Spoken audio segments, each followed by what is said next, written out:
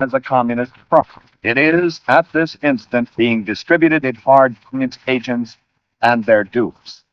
This pamphlet and numerous others like it play a major role as artillery in one phase of the communist war to destroy our nation, a phase called by the communists Operation Abolition. Ladies and gentlemen, Congressman Francis E. Walter, Democrat from Pennsylvania, and chairman of the House Committee on Un-American Activities. Operation Abolition. This is what the communists call their current drive to destroy the House Committee on Un-American Activities, to weaken the Federal Bureau of Investigation, to discredit its great director, J. Edgar Hoover, and to render sterile the security laws of our government. The Communist Party has given top priority to Operation Abolition and has assigned agents trained in propaganda and agitation to this project. The scenes which you will be viewing were taken by newsreel photographers during hearings of the Committee on Un-American Activities in San Francisco, California, on May the 12th, 13th, and 14th, 1960.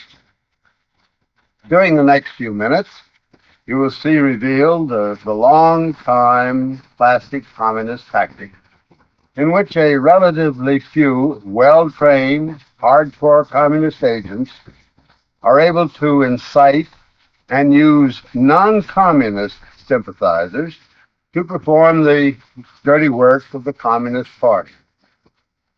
You will see Archie Brown, second in command of the Communist Party in California, Harry Bridges, an international communist agent and leader of the International Longshoremen's Union, who recently returned from conferences held with other leaders of communist-led longshoremen's groups.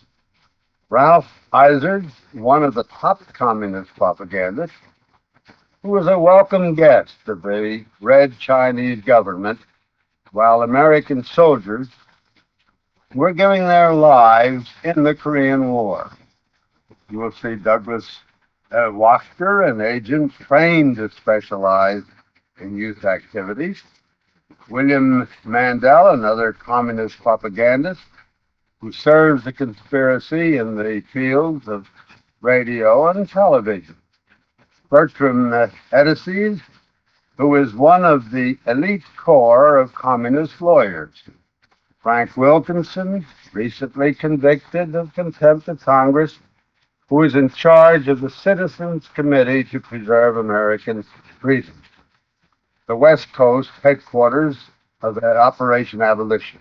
You will see these and others in action and the shocking techniques which they use to incite others to violence. We are all too familiar with the pattern of communist-led revolution and rioting in Venezuela, Cuba, and more recently in Japan.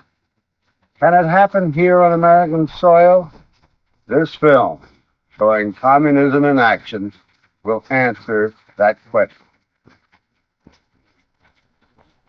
This is City Hall in San Francisco, the site of hearings held by the House Committee on Un-American Activities in May of 1960. This is the chosen battlefield of the Communist Party's most organized and violent attack on the committee since the launching of the Operation Abolition campaign on September 20th, 1957. Congressman Walter, chairman of the full committee, designated Congressman Edwin E. Willis of Louisiana as chairman of a subcommittee charged with the investigation of Communist Party activities in the Northern California area. Other members of the subcommittee are Congressman Morgan M. Mulder of Missouri, Congressman August E. Johansson of Michigan, and Congressman Gordon H. Scherer of Ohio. In an interview with the press, Congressman Willis explains more fully the reasons for the hearings. What we are here to do is to gather information, as we are ordered to do, by an act of Congress with respect to the general operation of the communist conspiracy, wherever it may lead. It's a mandate. That law has been on the books for probably over 20 years. We receive our appropriations and are audited every year to maintain this general surveillance of the communist operations with the view of amending, improving, correcting laws having to do with our internal security. The Internal Security Act of 1950, Foreign Agents Registration Act, the Smith Act, and so on. This is part and parcel of our general studies of the machinations of the communist conspiracy. The communist apparatus activated its trained agitators and propagandists in the San Francisco Bay Area months before the scheduled hearings were to begin. The carefully organized protest campaign was climaxed with a student directive published just prior to the hearings on the front page of the official University of California student newspaper, the Daily Californian. The directive reads as follows. The Student Committee for Civil Liberties plans to picket the hearings today. It has issued a call for students to attend the rally and hearings and suggests that people laugh out loud in the hearings when things get ridiculous. That is the end of the quote. Among the communist leaders who had an active part in the San Francisco Abolition campaign and the protest demonstrations were Harry Bridges, whom you see here being escorted out of City Hall by police officials moments before the rioting broke out. Archie Brown, another longshoreman, played a major role in inciting the demonstrations against the committee. He is identified as the number 2 man in the California Communist Party and, admittedly, has been a party member for some 20 years. In the course of the 3 days of the hearings, Archie Brown had to be ejected from the hearing room on 3 separate occasions. Archie Brown was active in distributing propaganda pamphlets outside of the City Hall building. He had been subpoenaed by the committee as a witness. Another top communist agitator, also subpoenaed as a witness, was Merle Brodsky, whom you see here participating in the chanting and singing demonstrations immediately outside the hearing room. Merle Brodsky was ejected from the hearing room on 2 separate occasions for leading demonstrations while the committee was receiving testimony. Young Douglas Wachter, another Communist Party member, played an important role in the student riots. A sophomore at the University of California, Douglas Wachter was a delegate, together with his father, Saul Wachter, to the 17th National Convention of the Communist Party in December of 1959. The opening day of the hearings, Thursday, May 12th, finds City Hall almost completely surrounded by picketers protesting the committee's appearance. Inside the building, the committee has reserved the largest hearing room in the city with a seating capacity of over 400 to accommodate an anticipated crowd. Upon request, the committee has issued nearly 100 passes to individuals representing various patriotic and religious groups, and the remainder of the chambers is filled with students, longshoremen, and the wives and relatives of subpoenaed witnesses. Officials admit spectators to the room's capacity, while others are asked to remain outside until vacancies occur. At this point, professional communist agitators in the halls begin leading the crowd in chants and songs, while the committee attempts to conduct its proceedings inside.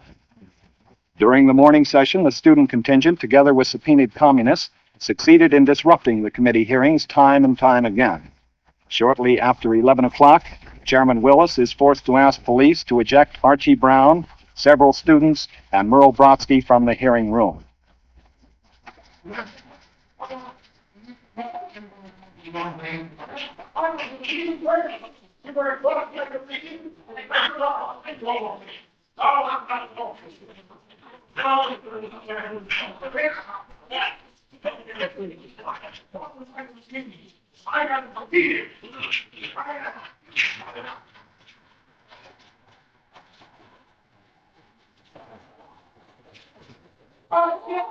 Why is she being put out, Mr. Chairman? You want in here?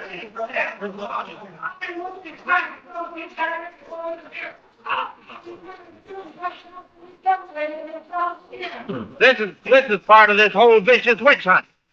Douglas Wachter is called to the stand and interrogated by Staff Director Richard Ahrens. He is asked about his Communist Party membership and his activities as a communist in various phases of college life. I respectfully object to the question on the same grounds. Any question as to my political beliefs, association statements, deprive me of the right of free speech, press, assembly, and petitions. The House Un-American Activities Committee serves no real legislative or constitutional purpose. It punishes individuals. And you're reading from a prepared statement.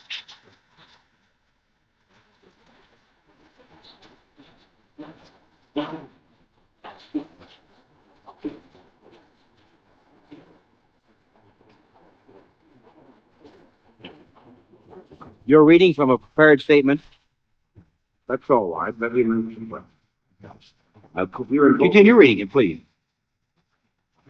It punishes individuals and groups for their political ideas and associations through public exposure and condemnation. Now, you all refusing to answer on the basis of the question, was that correct?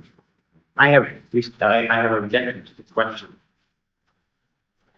It punishes individuals and groups for their political ideas and associations through public exposure and condemnation, often resulting in economic sanctions.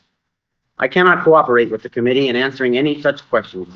I feel I have an obligation as a citizen of this country to preserve the Constitution, and I do not feel I can do so in good conscience by allowing the House Un-American Activities Committee to inquire into my beliefs or association. Mr. Wachter has not at this point invoked provisions against self-incrimination of the Fifth Amendment. He is ordered and directed to answer a question concerning his Communist Party membership. I decline to answer that question on the grounds previously stated, and I also respectfully refuse to answer that question on the constitutional grounds that I cannot be forced to bear witness against myself. During the noon luncheon recess, a protest rally in Union Square attracts nearly 1,000 students and spectators. They listen intently as two San Francisco assemblymen and a prominent clergyman unleash bitter attacks against the House Committee on Un-American Activities. The rally is designed to incite further resentment against the committee and to recruit more volunteers for action. The rally accomplishes its major objectives, for during the afternoon session, hundreds of additional students crowd into the corridors of City Hall, attempting to gain entry to the already overcrowded hearing room. Students left outside the room step up their chanting and singing, turning the hallways of City Hall into complete chaos. Officials are unable to maintain order. Meanwhile, a group of subpoenaed communist witnesses have already begun a demonstration inside the hearing room as the committee prepares to hear the first testimony of the afternoon. Chairman Willis calls for order, but to no avail, and the members of Congress wait through the hostilities as a specially trained police squadron is called to the scene to attempt to restore order. From left to right, you see Communist Party members Ralph Izzard, Archie Brown, Salutarian Sweet, and Saul Wachter, all especially trained in agitation and incitement to riot. Next witness, if you please. Barbara Hartle, please resume the witness. We want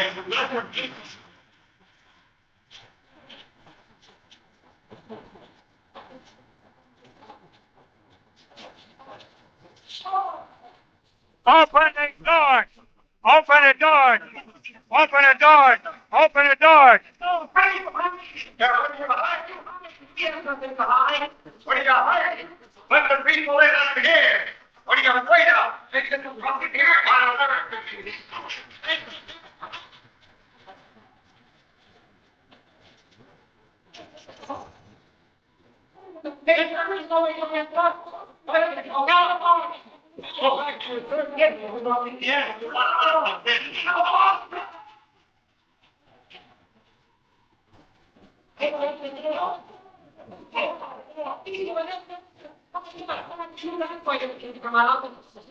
All the extraordinary things that they're going to get out of they want to follow you. They don't want the later apostles, students, professors, that get out if you want to learn. That's what you should do. Back up and get out. You will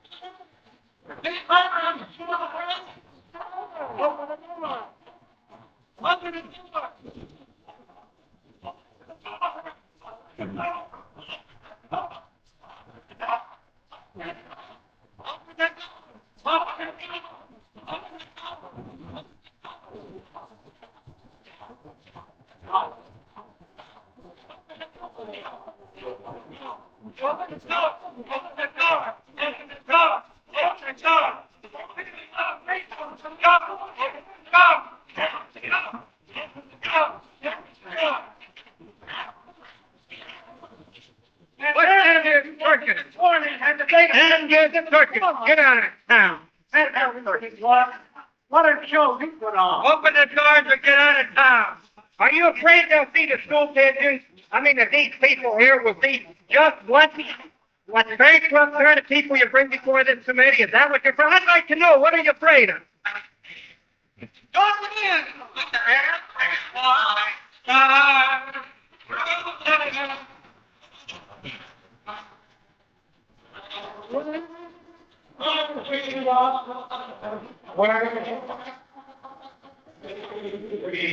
Leave there.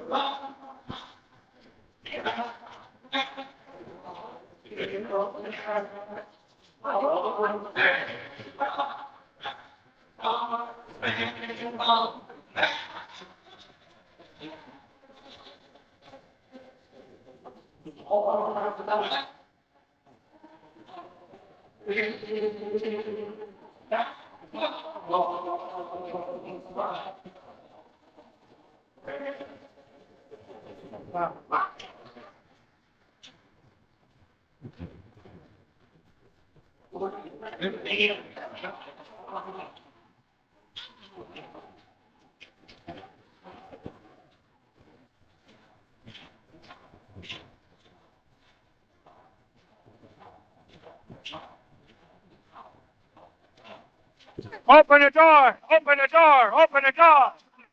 Open the doors! What are you afraid of? Open the doors! Here comes your goosebumps! This is Americanism! Watch this Americanism in action! Watch this Americanism in action! Watch this Americanism! Oh, no.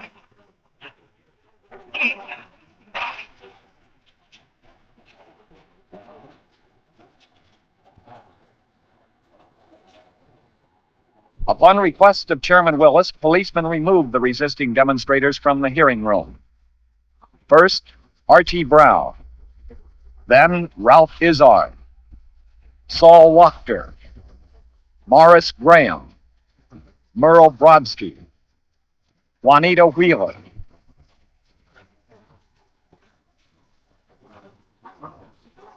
and finally, Sally Atarian Sweet. Chairman Edwin Willis issues another call for law and order in the hearing room. That these hearings have been conducted in a dignified fashion. The only urgent reason why the people door is not open is this. In no courtroom in America are people allowed from the side aisles unless they order it.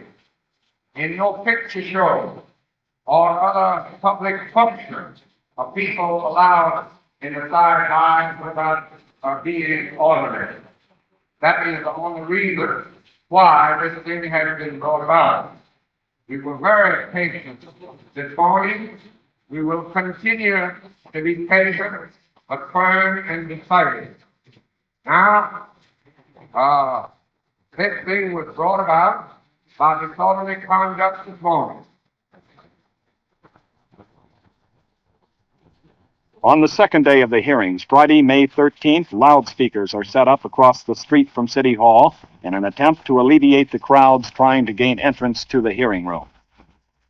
Nevertheless, hundreds of students, longshoremen, and spectators crowd into the City Hall building as picketers continue to demonstrate outside the building.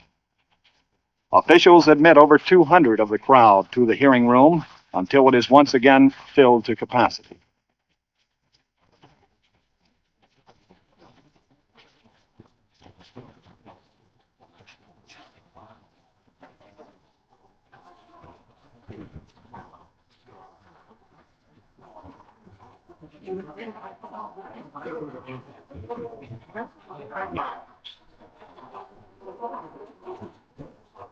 On the left, you see Vincent Hallinan, Progressive Party candidate for the President of the United States in 1952, served a prison term from 1954 to 1956, and attorney for several of the communist witnesses called to testify at the hearings. As was the case on Thursday, several professional communist agitators and student leaders direct the activity of those waiting in the hallways. Chants and songs get louder, and defiance to police attempts to maintain order becomes more universal. Students enthusiastically join in on the refrains to the songs, "Abolish the Committee, We Shall Not Be Moved," lyrics to which are lifted from the old Communist People's Songbook. Demonstrations in the hallways of City Hall become so loud that the judges in their chambers on the third floor are unable to continue court procedures. During the morning, the judges give orders to the sheriff and police officials to remove the demonstrators from City Hall immediately. As pamphlets continue to be distributed among the demonstrators, police officials once again warn the students and agitators involved that they must be quiet or the orders of the judges will be enforced. The police warnings are met with jeers and boos and renewed chanting and renewed singing. Finally, during the noon luncheon recess, the judges in their chambers give official orders now to remove the demonstrators from City Hall. When an attempt is made to carry out the order, the crowd responds by throwing shoes and jostling the police officers. When one officer warns that fire hoses will have to be used if the crowd does not disperse, the demonstrators become more and more unruly. One student provides the spark that touches off the violence when he leaps over a barricade, grabs a police officer's nightstick, and begins beating the officer over the head. As the mob surges forward to storm the doors, a police inspector orders that the fire hoses be turned on. At this point, leaders of the group give orders to resist police enforcement. The crowd, now in open defiance of law and order, begins singing once again, "We shall not be moved." Riot squad police reinforcements arrive on the scene and are met by boos and jeers from the rioters. The communist agitators give new orders now.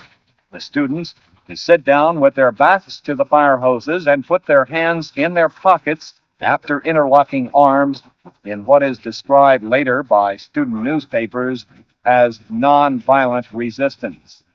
Police, enforcing judicial orders to remove the demonstrators from the building, take the defiant students one by the feet and slide them down the wetted marble stairs of City Hall. On several occasions, the pattern of so-called nonviolent resistance is broken openly by defiant students. Those who had defied the law are taken to waiting police wagons and are hurried off to police headquarters, where they are booked on counts of disturbing the peace, inciting a riot, and resisting arrest. The communist and pro-communist press, of course, charge police brutality. Their press accounts of the rioting describe repeated incidents of policemen cruelly beating innocent students. The innocent, peaceful students, it is stated in these communist press accounts, were physically hurled down 2 stories of stairs, toppling head over heel, and landed unconscious at the bottom, where they were picked up and thrown into the paddy wagons. These films, taken by newsmen on the scene and edited only to the point of removing repetition, show a clear example of the lack of respect for truth, which is common practice within the communist propaganda press. The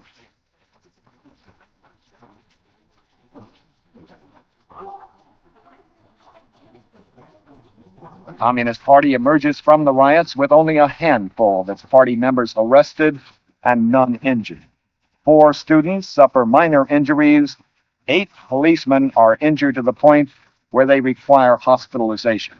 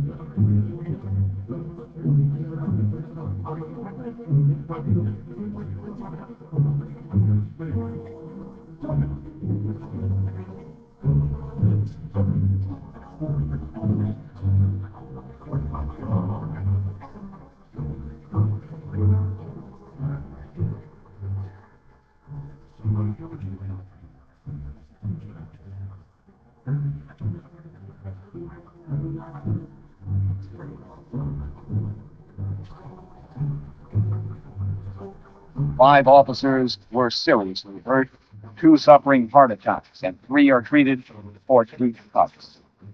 Here you see Patrolman Frank Dunphy, aged 61, who suffered a stroke when he was knocked down by student agitators.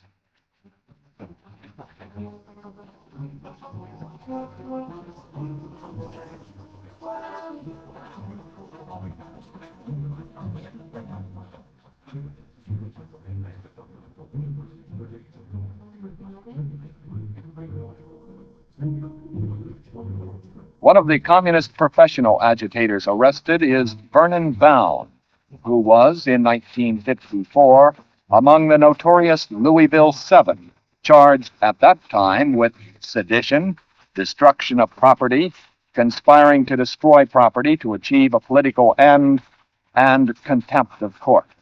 Douglas Wachter, the 19-year-old student leader, was another Communist Party member who was arrested. At the police station, the rebellious students appear to have lost a little of their blatant enthusiasm and defiance, for without the psychological stimulus of mass chanting and singing, the individual students seem somewhat conscious and ashamed of what they have done. No longer is there the air of defiance. The organized resistance has been changed into individual confusion. These young people have been duped into openly resisting and defying law enforcement, duped by a handful of communist agitators. Another congressman assigned to the subcommittee conducting hearings in San Francisco is Congressman August E. Johansson of Michigan. Congressman Johansson. The students whose activities you have just witnessed, whether they realize it or not, are, as I pointed out to them in San Francisco, toying with treason. They have been handpicked by the communists to do the dirty work of the communists. Perhaps this is the greatest danger of all. The pattern of communist revolution and insurrection throughout the world has been to indoctrinate and train dupes to carry the party directives into the field, while the communists themselves remain in the shadows. Through a careful propaganda and smear campaign, the communists are able to inject a few with the virus. The disease spreads rapidly among their friends and associates, and a so-called spontaneous movement suddenly takes form. From this point on, the communists are relatively free to sit on the sidelines issue occasional directives, and watch as their desires and projects are fulfilled to the perfection of their wildest dreams.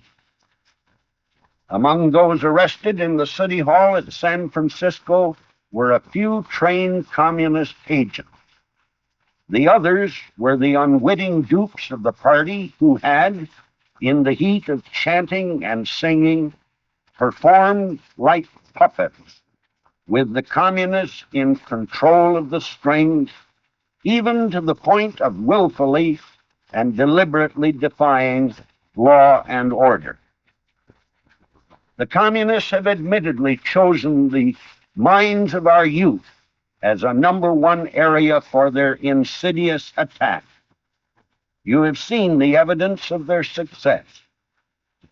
My fellow citizens, what you have just seen and heard is a challenge not only to the patriotic youth of our nation, but to every citizen who is determined that we shall maintain our freedom. You have seen two types of communist-inspired violence, one taking the form of mass challenges of authority and defiance of law and order inside a congressional hearing room, the other coming in the form of open rioting and physical resistance to law enforcement. A third type of communist tactic, common in the Operation Abolition campaign, is defiance by individual witnesses and their attorneys to the committee itself. Archie Brown, already ejected from the hearing room on 2 occasions, is called to the stand and sworn in. He asks the chairman to shift the lights. Yes, let's turn off the lights. Mr. Chairman, if we shift the lights a bit, just shift them.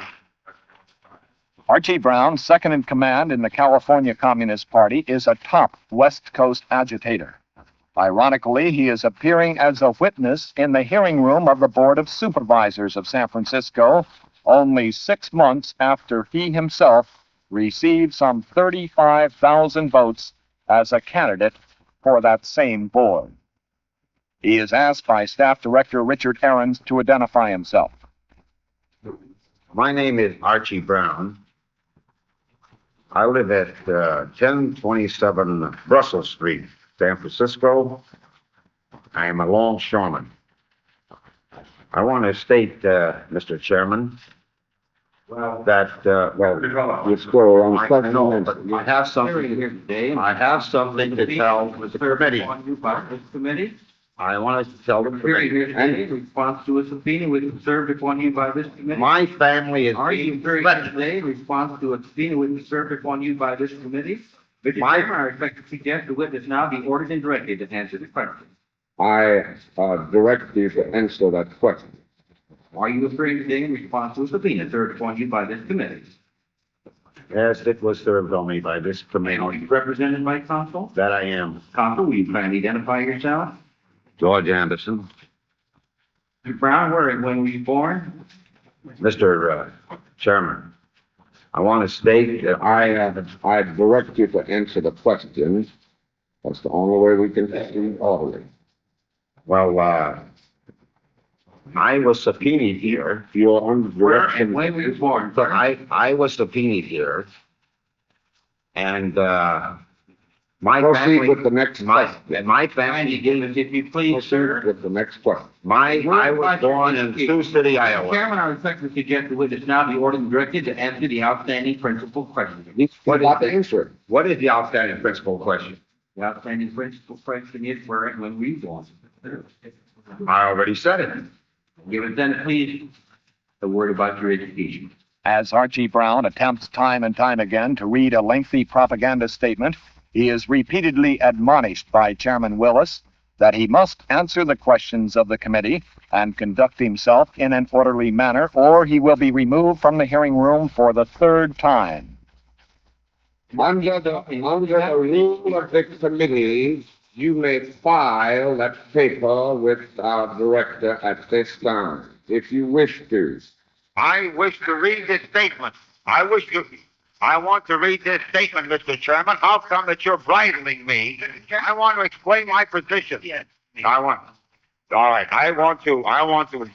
You may file the statement, you may not read it. Read my statement and finally come over. Before I direct you, sir, to escort the witness outside the courtroom. Amendment 14 of the Constitution.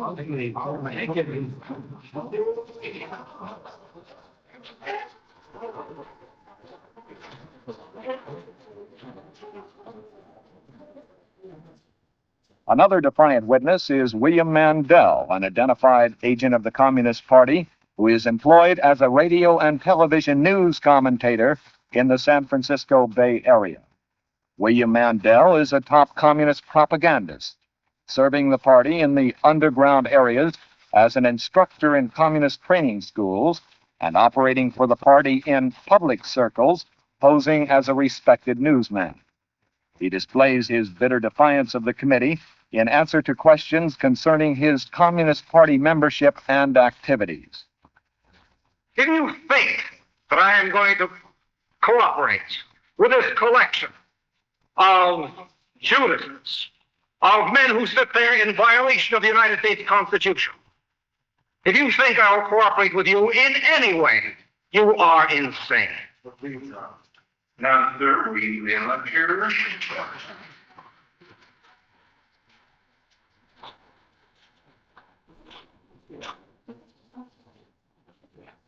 When asked about his role as a communist in lecturing before the communist-conceived California Labor School in San Francisco, William Mandel replies, This question has no purpose other than to harass me.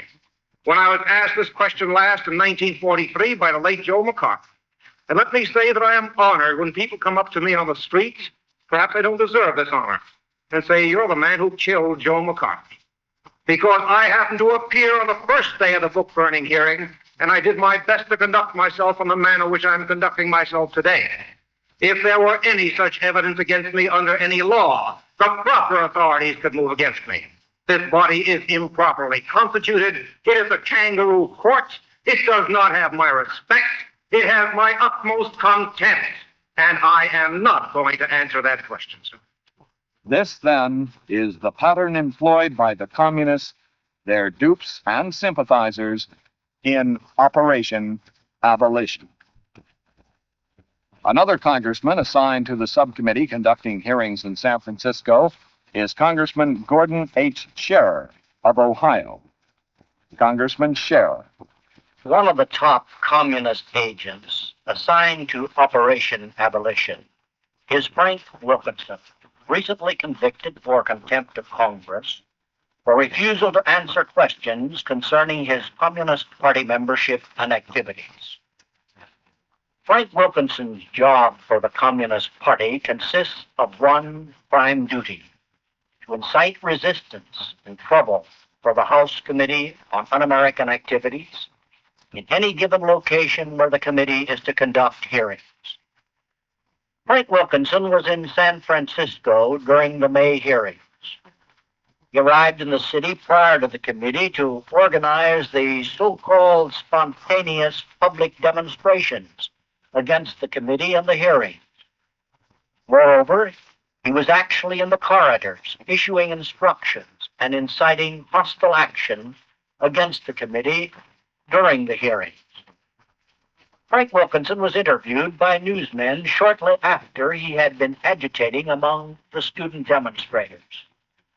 Listen to this interview closely, because in it you will hear Frank Wilkinson, a communist agent, explain his communist jargon, his function for Operation Abolition. Well, have you had anything to do with the demonstration in front of the City Hall today? No, I've just been an observer of those. I understood you had said you were organizing protests against the committee. Yes, one of the things that our committee does, and that I do for our committee, is to come to each community when the committee issues its subpoena to assist the subpoenaed persons and others in the community who are not familiar with the kind of unconstitutional behavior that this committee carries on, to assist that community and to assist those subpoenees in their own self-defense. In the committee hearings today, you were called an international communist agent. Are you a communist? That's a very flattering remark. I been frequently called a hardcore communist, a local communist by Mr. Ahrens, but never an international communist, as far as the basic question is concerned. Until the Supreme Court has answered the fundamental constitutional question, which is now pending in my case, which is one of the 36 First Amendment test cases of this committee, until they have resolved this matter and declared these kind of questions under compulsion to be illegal and unconstitutional, I refuse to answer the questions away from the committee, just as I refuse to answer them directly to the committee when I've been called. That was Frank Wilkinson, a top communist coordinator of Operation Abolition. During the past 45 minutes, you have been witnessing only the surface manifestation of an extensive operation by the communists, which in many phases is subtle, takes the form of articles, letter-writing campaigns, and a wide range of other smear activities, not for the purpose of improving the investigative techniques of congressional committees, and not for the purpose of defending civil liberties as they would have you believe, but for the avowed objective of destroying the Committee on Un-American Activities and our nation's entire security program. You have seen communism in action, the same communism which is, at this instant, attempting to devour the world through subversion, revolution, deceit, sabotage, and vicious propaganda. You have, through these films, seen communism with its mask ripped off, with its sweet facade uncovered, and its hard, bitter, and determined core revealed.